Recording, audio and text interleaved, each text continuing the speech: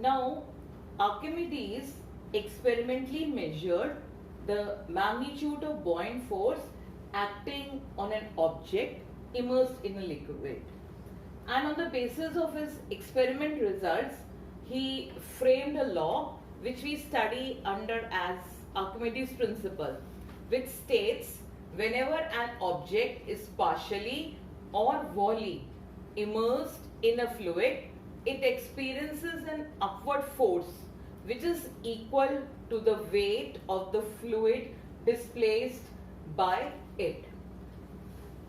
Now, whenever a body is immersed in a liquid, there will be two forces acting on the body. One will be the weight of the body acting in the downward direction, and other will be upthrust, which will be acting in the upward direction. What will be the net force acting on the body will depend upon the values of W and Fb. W is the weight of the body, again I am telling you, in the downward direction, and Fb is the buoyant force in the upward direction. So there can be three possibilities in this case. When you look at the first possibility, W may be greater than Fv. Now, buoyant force. Now, when weight is greater than the buoyant force, that means where is the net force acting? In the downward direction. So, the net force will be equal to W minus Fb, since W is greater, right? W is greater than Fb, and the direction of this force will be in the downward direction. So, in this case, the body sinks. And it is found that in this situation, the density of the solid is always greater than the density of the liquid. Now, what can be the second possibility? The second possibility is when you have W equal to Fb, meaning the weight of the body is equal to the buoyant force. Now, when the weight of the body is equal to the buoyant force, then what is the net force acting? W minus Fv. This W minus Fv will become 0. So, the net force acting on the body when both of them are same will be equal to 0. And in this case, the body will be floating submerged inside the liquid. And also the density of the solid will be equal to the density of the liquid. The third possibility is W is less than Fb. That means weight of the body is less than the upthrust. In this case, the net, since this force is greater, so the net force acting will be Fb minus W, and in which direction? In the upward direction. So in this case, the body will float with what? With its most of the portion outside the outside the liquid. The immersed volume is going to be very less in this situation. Now, from these things, and moreover, the density of the solid will be less than the density of liquid. So, density also plays a dominant role in deciding whether the body will sink or float, and the Archimedes helps us to analyze. Archimedes principle helps us to analyze all the three situations. Now, keeping into mind the condition that when W is equal to Fb, the body floats, we have been able to frame what is known as law of flotation. From the conditions just now, from the three conditions, when we pick up the middle one, that means the weight of the body equal to the upthrust, we can write down the principle of flotation.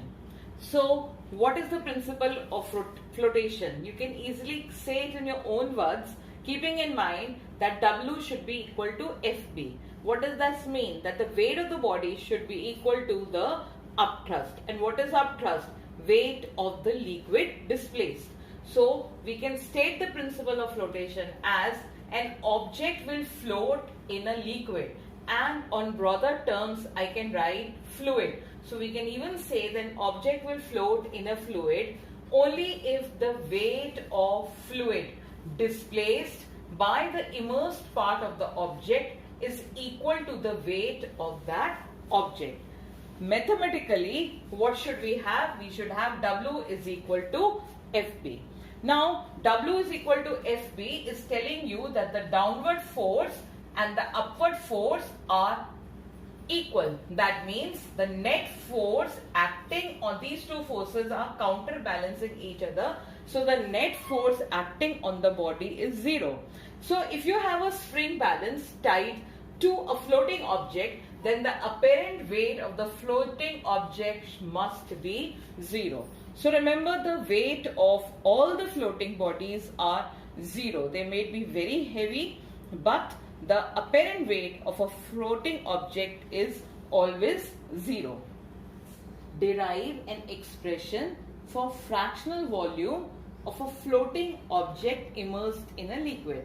That means if you have a liquid and an object is floating into it, let's see what is the ratio or what is the ratio between the immersed volume and the total volume of the body. So let's suppose that this is a body of volume V and the density of this body is rho S. S means the solid. So density of this solid is rho S. This is the immersed volume. Let's consider the immersed volume to be V dash, and it is immersed in a liquid of density rho L. Now since it is floating, right? It is floating. So what is the condition for floating? Condition for floating is that W should be equal to FB. What is W? The weight of the body. And what is FB? The buoyant force. Now this weight of the body, you know, is given by M into G. Or if we extend it further, we know mass is volume into density, isn't it? So instead of W, I can write volume of the body, isn't it, into density of the solid into G. This is equal to the buoyant force. What is the buoyant force? Buoyant force is weight of the liquid displaced. Weight of the liquid displaced. That means mass of the liquid displaced into G. And what will be the mass of the liquid displaced? It will be immersed volume into density of liquid into G. I have purposely written this whole expression so that you have a very good clear idea about this. So now V rho S G will be equal to, what is the immersed volume? V dash. V dash, this will be rho L into G. Now G and G will cancel, and this expression can be rewritten as V dash upon V is equal to rho S upon rho L. So what does this expression lead us to? This expression shows that the ratio of immersed volume to the total volume is equivalent to the density of the solid to the density of the liquid. So this is, when we put in the values, this will help us to know that what fraction of solid is inside a liquid. For example, if we want to know what is the fraction of the icebergs which is inside the liquid, then we should be knowing the density of the iceberg, the density of the seawater, and the total volume, and we will come to know what will be the immersed volume. Now let's come to what are the applications of principle of flotation. It's a well-known fact. A ship floats, but an iron needle sinks. A small iron needle will sink, but a ship which weighs tons and tons floats. The only reason being that when a ship is floating, the weight of the ship is equal to the weight of the water displaced by it. And how is it able to do so? Because the bottom portion of the ship is hollow and filled with air. So the relative density of the ship happens to be less than the density of water, and it is able to float. Then I am doing this in short because we have done them in details in the class. This is basically a revision. And submarines, what are submarines? Special kind of ships which can go inside the water and come out. They are able to do so with the help of ballast tanks which fill in the water and become heavier and move down, and when they want to come up, they throw out the water. Then we can talk about the balloons. You all know that when you fill air into the balloon, it never rises up because air is heavier. But the same balloon, if it is filled with helium or hydrogen, it keeps on moving up. And why does it move up? Because density of hydrogen and helium is less than the density of the air. Will it keep on rising forever? No. It will keep rising to a level where the weight of the balloon becomes equal to the weight of air displaced by it. Over there, it will start floating. Next thing we have is hydrometers. If you remember, hydrometers are devices which are used to find the relative density of liquids. They are also made on the, they will determine the relative density of liquid, and the principle on which they are based is the principle of flotation. Apart from all this, you also are aware that it is, when you talk of the ships, they will sink deeper in the river water than in the sea water, and those kinds of things you should be able to now answer. Finally, children, we can talk about relative density and Archimedes Principle. Before we do that, we need to know or recall that density is equal to mass upon volume, and the SI unit will be kilogram per meter cube. Relative density of a substance, it has to be compared, and we compare it with water, is equal to density of the substance upon density of water at 4 degrees Celsius. And 4 degrees Celsius is used because at that the density of water is 1 gram per centimeter cube. When we extend this by writing density is equal to mass upon volume, then mass upon volume will eliminate, and when you multiply that mass with G, if you remember, we get relative density is equal to weight of given substance or a solid upon loss of weight of solid in water. The in between steps, so all those steps we have already done in detail when we did the class.